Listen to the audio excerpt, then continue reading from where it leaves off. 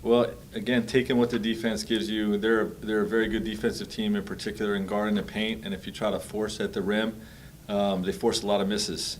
So you have to play paint to great basketball. We did a good job of seeing the backside when we drew 3, 4, 5 defenders to the paint, and we rewarded great passing with shot confidence, in particular KCP, LeBron in some instances. But that's you have to take what the defense gives you. We have a ton of shooters on this team, and if we make the extra pass, we have a chance to get hot like we did tonight. And Frank, we've talked in recent days about the paint defense, and you said you wanted to focus a little bit more on the low man. AD mentioned that the weak side help has to come a little better. But tonight, and then just in general, what are you seeing overall defensively this season, and where would you like to keep improving as Milwaukee got, almost 60 points in the paint tonight? Yeah, I thought we slipped in the last 3-4 games, forgetting wins and losses with low man recognition and making sure that we were really protecting the rim and committing to that part of our defense. And even though they got 60 points in the paint, that's what they do. They bring the threat of the three ball to attack the rim. But I don't know exactly how many, but I believe we took or attempted to take at least 10 charges tonight. And that's what we want. We want collisions at the rim. Hopefully that are charges or vert plays where we can get out on the break. But we made some big plays. With regard to Giannis in particular, and when you take a few charges on a guy like that, hopefully he gets a little more hesitant, attacking the rim. And I thought he threw some of those out afterwards. That led to missed threes and helped us get on the break. So we did a better job with it tonight, but obviously still gotta keep improving. Hey Frank, Milwaukee obviously was leading early in the first half and had a lot of points in the paint and transition opportunities. Did you feel like you guys had sort of adequate energy at the start of the game? And if not, what brought sort of the urgency or brought you guys into it? Yeah, I didn't have a problem with our energy the whole night. I think we had some plays offensively where we had poor balance, and we've had a couple games in a row in transition where we're so focused on Steph Curry, Giannis Antetokounmpo that we're losing guys, and that happened a ton tonight. We have to improve with that. We still have to make sure that we match up to everyone on the floor, in particular not letting guys get behind our defense. Just an area to clean up and hopefully learn from in a win. No. Hey Frank, there was a play in the Warriors game the other night toward the end when KCP passed up an open three and it ended with LeBron traveling. Was that a play you guys highlighted after that game, and did you drill that into KCP to get more shots up? I drilled it into our whole team. We had 4 or 5 of those possessions in the Golden State game. That was one of the glaring ones because there was a reaction from LeBron. But Anthony passed up a shot. Dennis passed up a shot.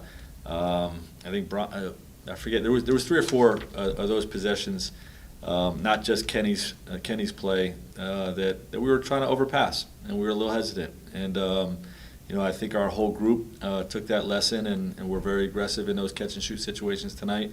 But more than anyone else, KCP. You take that play away, like the entire year, he's been a sniper on the backside.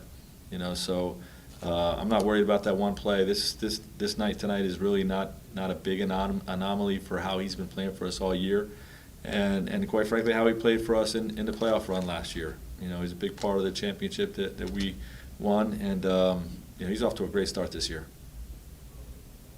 Dave?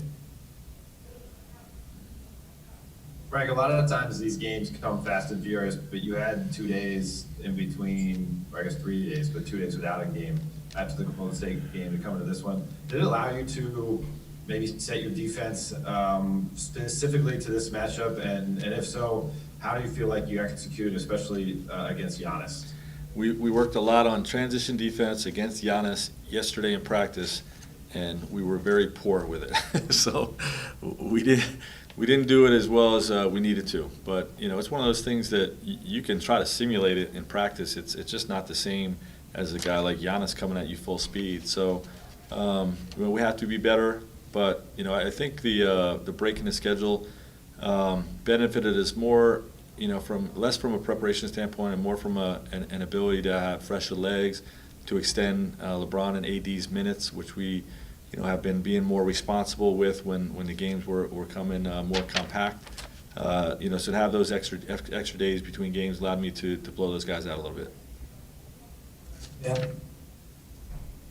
Hey Frank, obviously LeBron knows what he needs to do when you guys win. AD needs to know what he needs to do, but KCP seems like he is like as comfortable in a role. Like it just seems like he's found like bliss in that. What have you seen? How has that process worked out? Where he is just like he just knows where he needs to go and knows what he needs to do and thrives in it.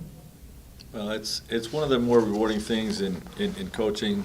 When you have a player that was basically, not a fan favorite of the Laker nation to start the season last year, came out of the gates a little bit slow. But when you see a guy that plays as hard as he does, that brings value, whether he's making shots or missing shots, guys like that earn minutes. When they earn minutes, they get more comfortable shooting the basketball, and he really had a remarkable growth year last year, and has taken it to another level this year. He really does feel or appear to feel very comfortable in his role this year, and he's a big part of the early season with success that we've had so far. Two more, Michael Duarte. Yeah, hey Frank, you guys got out-rebounded by Milwaukee. They had more fast break points.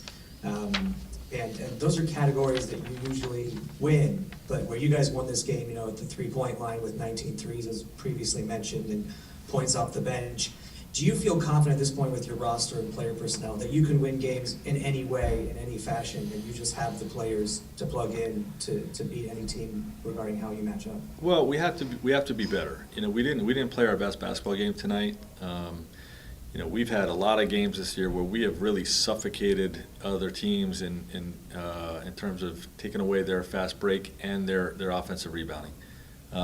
We did a good job on the defensive glass tonight. They only had 5 offensive rebounds, but didn't get back well enough in transition. So, we are a team that, even if we don't perform well enough in one area, can make up for it in other areas. And I think we saw that tonight with some of our competitive spirit plays on the defensive end in the half court.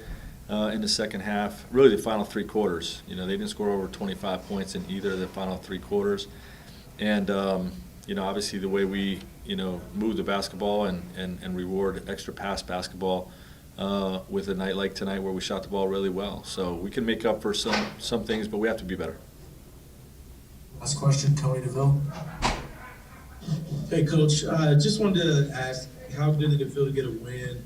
And did it come in the part that this was the only time you'd be playing the Milwaukee Bucks, with the shortened season? Just how important was it to be competitive against this team?